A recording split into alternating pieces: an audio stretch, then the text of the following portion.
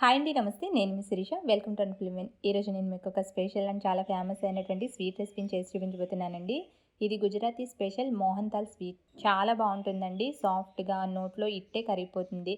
బాగా మెత్తగా పిండి పిండిలా అయితే ఉండదండి. కొంచెం రవ్వ రవ్వలా తొక్కుడు లడ్డు ఉంటుంది కదా, ఆ మాదిరి ఉంటుందన్నమాట. చాలా బాగుంటుందండి. చిన్న చిన్న టిప్స్ని ఫాలో అయితే ఎవరైనా కూడా పర్ఫెక్ట్గా స్వీట్ షాప్ స్టైల్లో దీన్ని చేసేసుకోవచ్చు.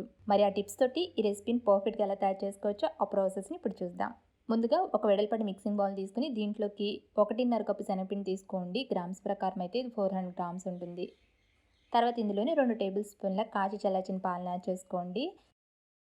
ఆ తర్వాత ఇందులోని 2 టేబుల్ స్పూన్ల కరిగించిన నెయ్యిని కూడా వేసుకొని ఈ పాలు నెయ్యి అంతా కూడా పిండికి పట్టేటట్లు కలుపుకోవాలి. కలిపేటప్పుడు మరీ గట్టిగా నలుపుతున్నట్టుగా కాకుండా కొంచెం లైట్గా ప్రెజర్ ఇస్తూ ఈ విధంగా నలుపుతున్నట్టుగా కలుపుకోండి. ఉండలాంటివి ఏమీ లేకుండా కలుపుకోవాలన్నమాట. ఇలా కొంతసేపు కలుపుతూ ఉండేసరికి పిండంతా కూడా ఈ విధంగా తేమగా వచ్చి రవరవలా వచ్చేస్తుంది. ఇప్పుడు జస్ట్ ఒక 10 నిమిషాలు దీన్ని మేము మూత పెట్టేసుకుని పక్కన ఉంచుకోండి. పాలు నెయ్యి అంతా కూడా పిండి బాగా అబ్జర్వ్ చేసుకుంటుంది. ఆ తర్వాత దీన్ని జల్లెడ పట్టుకోవాలండి. అంటే అక్కడక్కడ ఏమైనా పలుకులు లాంటివి పెద్ద పెద్ద ఉండలు లాంటివి ఏమీ లేకుండా స్మూత్గా వచ్చేటట్లు. ఒకవేళ మీకు జల్లెడ పట్టుకోవడం కష్టం అనుకుంటే ఇక్కడ చూపిస్తున్న విధంగా దీన్నంతా కూడా మిక్సీ జార్లోకి తీసేసుకుని మిక్సీని లైట్గా పల్సలిస్తూ దీన్ని గ్రైండ్ చేసుకుని తీసుకోండి. చూడండి, ఇది ఈ విధంగా ఉండాలన్నమాట. అంతా కూడా ఈవెన్గా ఇలా రవ్వ రవ్వలాగా ఉండేటట్లు ఉండాలి. ఇప్పుడు నెక్స్ట్ దీన్ని వేయించుకోవాలండి.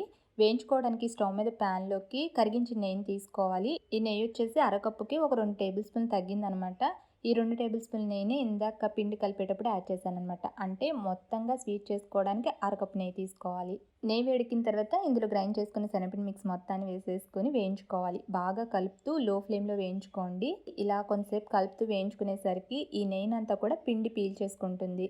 అప్పుడు ఇంకా దీన్ని బాగా కలుపుతూ వేయించుకునేసరికి కొంతసేపటికి ఈ పిండిలోంచి నెయ్యి అంతా కూడా బయటికి రిలీజ్ అయ్యి ఈ విధంగా కొంచెం లిక్విడ్గా అవుతుంది.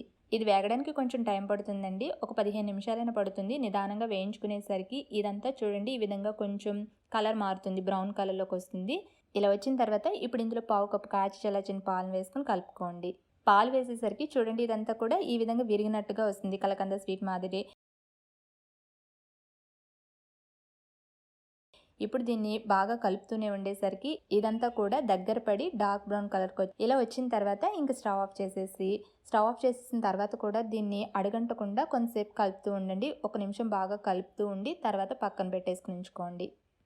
ఇప్పుడు నెక్స్ట్ స్వీట్ని తీసుకోవడానికి ముందుగా ఒక కేక్ మౌల్డ్ని కానీ లేదంటే కొంచెం లోతు ఎక్కువగా ఉన్న ప్లేట్ని తీసుకుని ఈ ప్లేట్ లోపల అడుగున బటర్ పేపర్ని యాడ్ చేసుకోండి, స్వీట్ పైన సాఫ్ట్గా రావడం కోసం. ఆ తర్వాత అంచులకి అడుగున కూడా కొంచెం నెయ్యిని కానీ నూనె కానీ అప్లై చేసేసుకుని పక్కన ఉంచుకోండి. ఇప్పుడు నెక్స్ట్ స్టవ్ మీద ప్యాన్ పెట్టుకుని దీంట్లోకి 3/4 కప్పు పంచదార తీసుకోవాలి. స్వీట్ ఎక్కువ తినే వాళ్ళైతే 1 కప్ వరకు కూడా తీసుకోవచ్చండి. ఆ తర్వాత ఇందులోనే 1/4 కప్పు వాటర్ని కూడా యాడ్ చేసుకొని పంచదార పాకం వచ్చేంత వరకు బాగా కలుపుతూ ఉండాలి. మీడియం ఫ్లేమ్లో బాయిల్ చేసుకోండి. దీన్ని కలుపుతూ ఉండేసరికి కొంతసేపటికి బాగా బబుల్స్ వచ్చేస్తాయండి. ఆ బబుల్స్ అన్నీ కూడా కొంచెం తగ్గి ఇది కొంచెం చిక్కబడిన తర్వాత పాకం చెక్ చేసుకోండి. ఈ విధంగా వేళ్లతో అని చూస్తే ఇలా ఒక తీగ పాకం రావాలి. మరీ ముద్ర పాకం రానివ్వద్దండి. గులాబ్ జాముల పాకం కన్నా ఎక్కువ రావాలి. ఒక్క తీగ పాకం వస్తే సరిపోతుంది.